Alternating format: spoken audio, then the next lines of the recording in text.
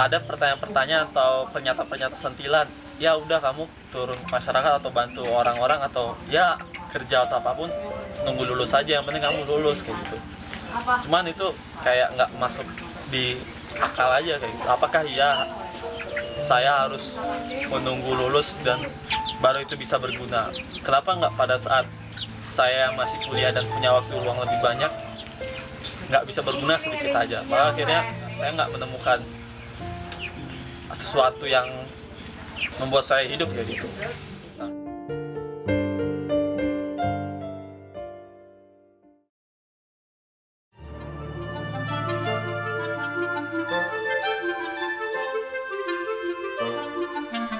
Sore ini, aku dan kawan-kawanku berangkat ke sebuah dusun. Cumbut namanya. Sebuah dusun yang terletak di Desa Tlahaplor, Kecamatan Karangreja, Purbalingga.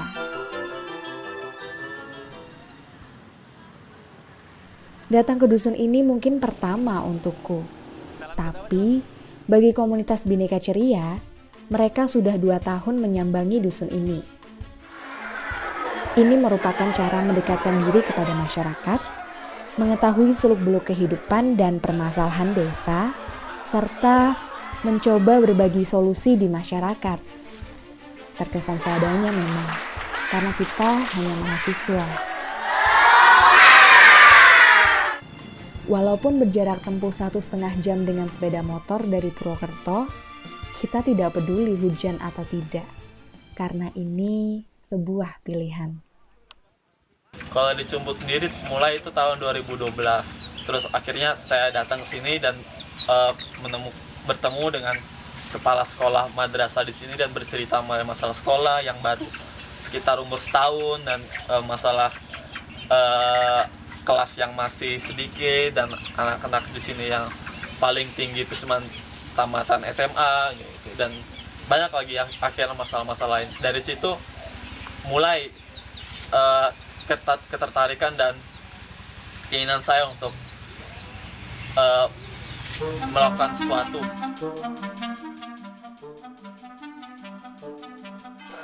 Kami hanya mengucapkan selamat datang. Malam hari kita tiba di Dusun Cumbut. Setelah makan malam, kami diberi pengarahan di mana kami akan tinggal bersama warga selama 2 hari. Makan di Bapak Mujeri, kemudian Masing-masing dari kita dipencar untuk tinggal di rumah warga. Dan di sini, cerita tentang keadaan masyarakat desa pun dimulai.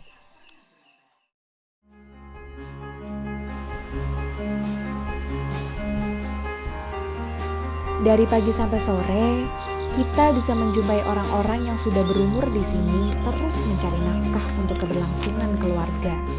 Meskipun anak-anaknya sudah berpenghasilan, di sini banyak pria dan wanita yang sudah berambut putih dengan garis muka yang sangat banyak mencari kayu balok untuk berjual. Salah satu alasan mereka seperti itu karena anak-anaknya lebih memilih merantau untuk menjadi buruh pabrik di kota. Miris memang melihat banyak anak muda memilih meninggalkan desa ketimbang tinggal dan membangun desanya. Hal inilah yang membuat jarak antara desa dengan kota. Bercocok tanam adalah profesi rata-rata masyarakat Cumbut.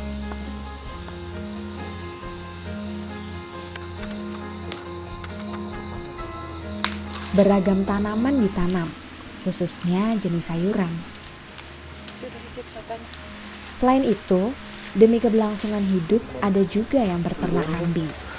Saya belinya misalnya ada harga 1 juta, misalnya itu sudah lama kita jual. Kalau harganya sedang bagus itu kayunya bisa ya sekitar 2 juta atau 3 juta. Misalnya kambingnya bagus, kalau yang sedang ya harganya itu stabil.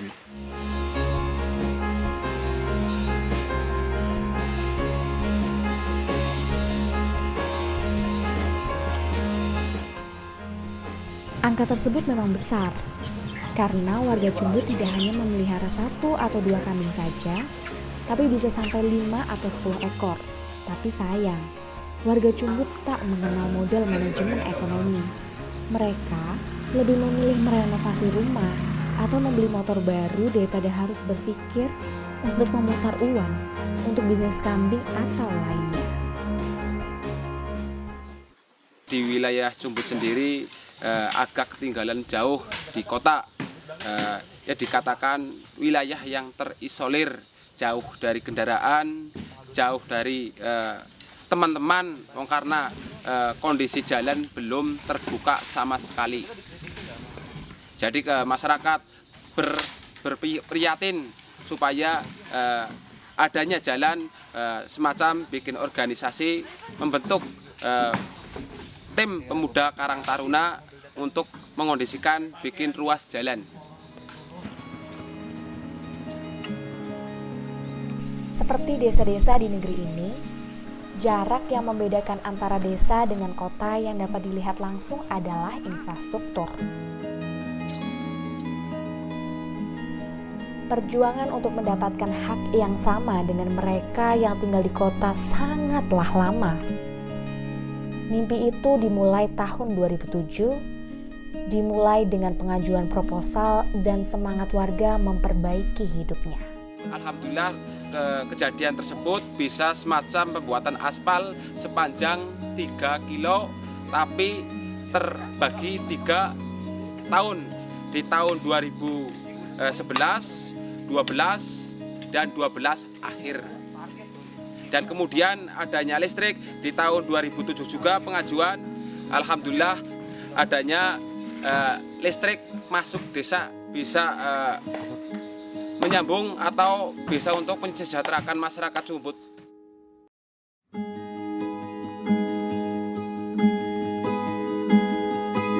Masih melekat kuat di ingatan kita ritual pembacaan pembukaan Undang-Undang Dasar 1945 di setiap upacara.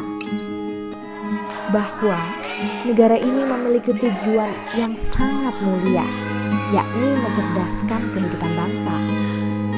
Melalui pendidikan, tujuan mulia tersebut akan tercapai.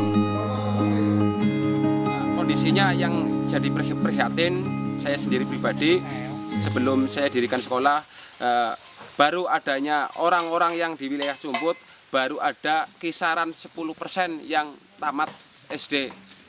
Kami prihatin tersebut karena kondisi daripada pendidikan tertinggal. Sekolah memang bukan satu-satunya cara menempuh pendidikan, namun sekolah bisa menjadi penghantar terwujudnya pendidikan.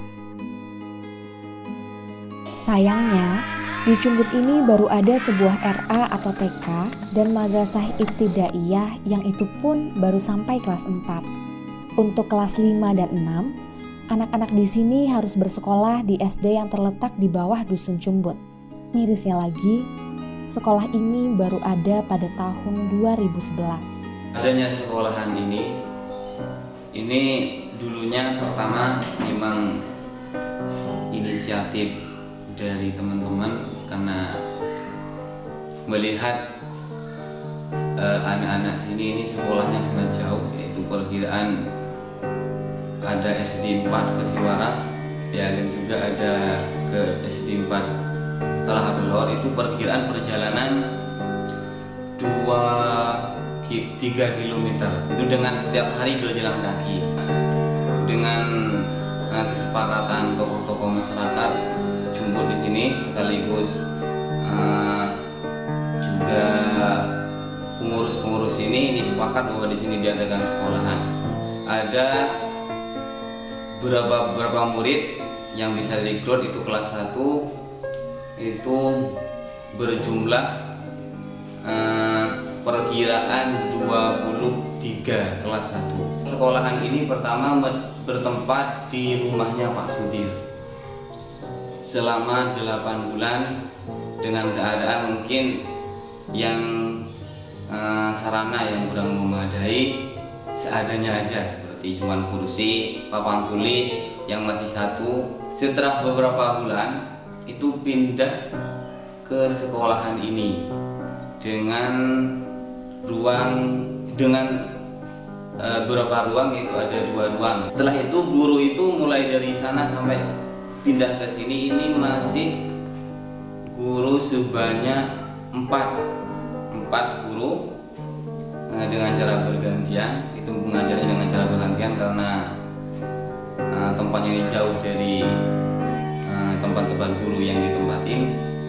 Jadi cara bergantian itu 4 dengan kepalanya 1, yaitu Bapak Suratman pertama.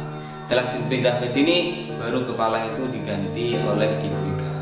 Setelah dari Pak Sudir 8 bulan dari Pak Sudir itu ke sini pindah tahun 2011 dengan keadaan mungkin sangat memprihatinkan. Gedungnya yang belum ada keramik, belum ada bangku, belum ada.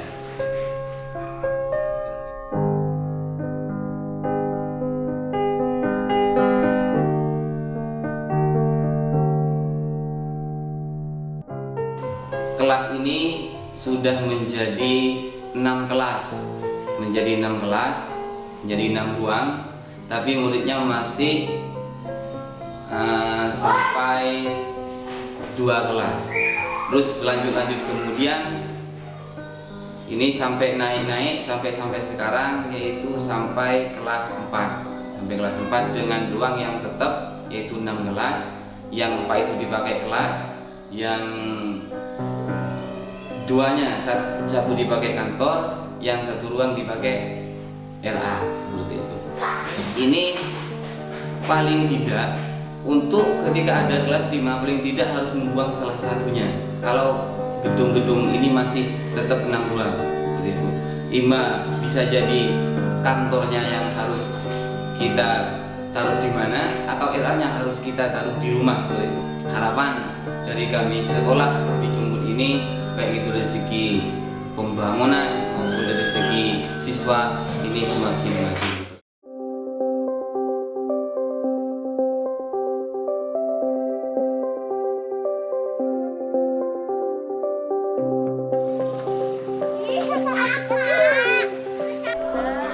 Guru-guru yang mengajar di sini ada karena digerakkan oleh kesadaran untuk memberikan wawasan dan pengetahuan kepada anak-anak di Dusun Cumbut.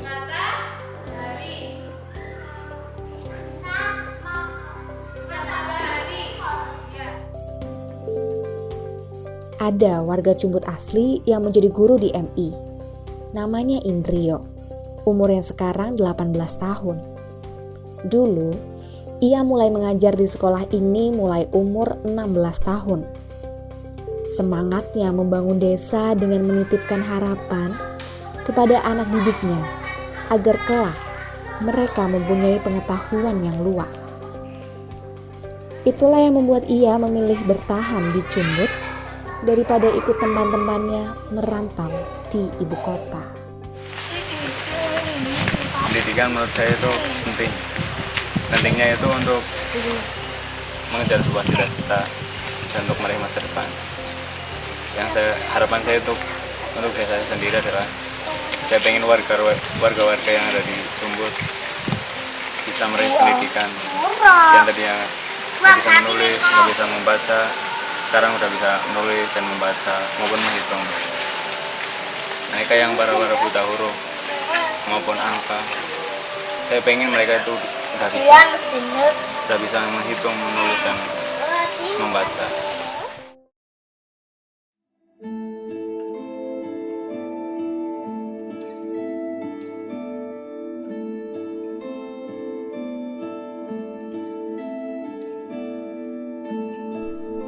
Beragam permasalahan di dusun ini secara tidak langsung telah berakumulasi menjadi fenomena gunung es yang melahirkan aneka permasalahan baru. Seperti lingkaran setan yang tidak pernah berhenti. Faktor ekonomi seolah menjadi induk beragam masalah. Rendahnya tingkat pendidikan dan kesehatan menyebabkan ketidakberdayaan warga desa dalam mengakses hak-hak politiknya dan berujung pada jurang antara desa dengan kota menjadi sangat mencolok.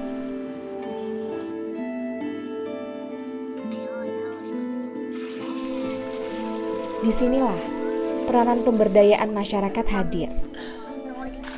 Melalui pemberdayaan masyarakat desa dapat mandiri dan sejahtera hidupnya, dan masyarakat terdorong untuk bergerak sendiri memperbaiki hidupnya.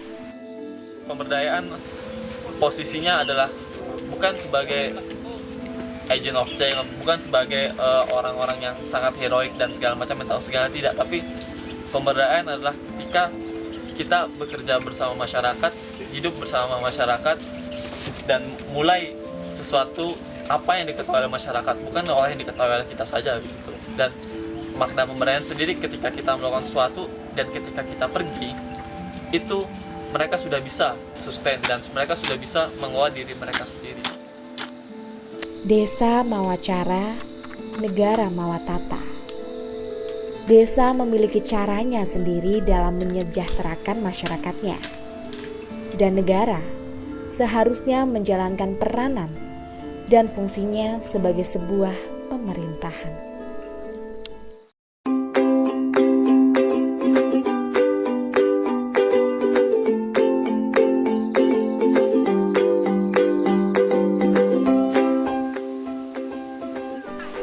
Kabut yang setiap pagi datang menyelimuti dusun ini perlahan hilang bersama hangatnya sinar matahari. Kini saatnya aku dan teman-temanku mengajak anak-anak dusun Cumbut ke Curug.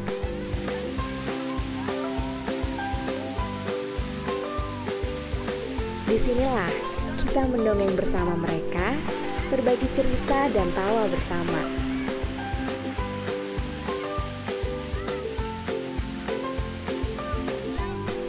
Kami prihatin, di sini minat baca sangat rendah, dan sebenarnya banyak daerah pun sama. Padahal, membaca buku adalah jendela dunia, dan kunci mengetahui dunia adalah pengetahuan. Oleh karena itu, kami mengajak mereka membaca dengan cara yang mereka sukai.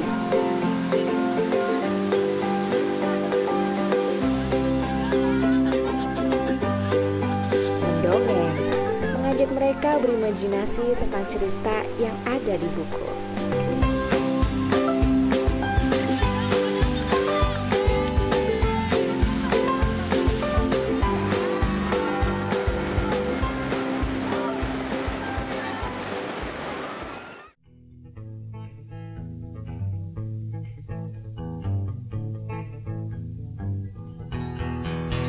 Desa harus jadi kekuatan ekonomi agar warganya tak hijrah ke kota. Sepinya desa adalah modal utama untuk bekerja dan mengembangkan diri.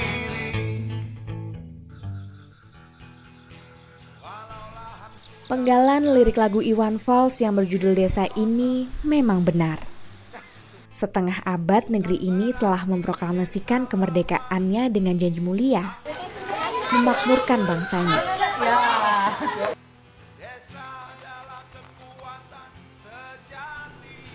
Lahirnya kota karena desa.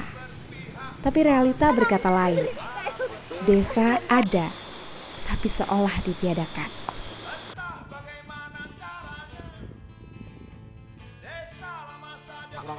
Mungkin menggerutu saja tidak akan merubah keadaan, kawan. Dan kita sadar, apa yang kita lakukan hari ini tidak akan banyak membuat perubahan. Tapi, kami masih percaya apa yang kami lakukan menumbuhkan empati dan rasa kemanusiaan kepada mereka yang kekurangan.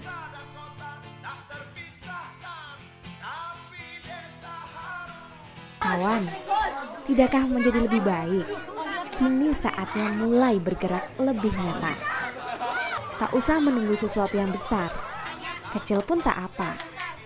Iya, setidaknya berbagi apa yang kita punya untuk mereka yang membutuhkan.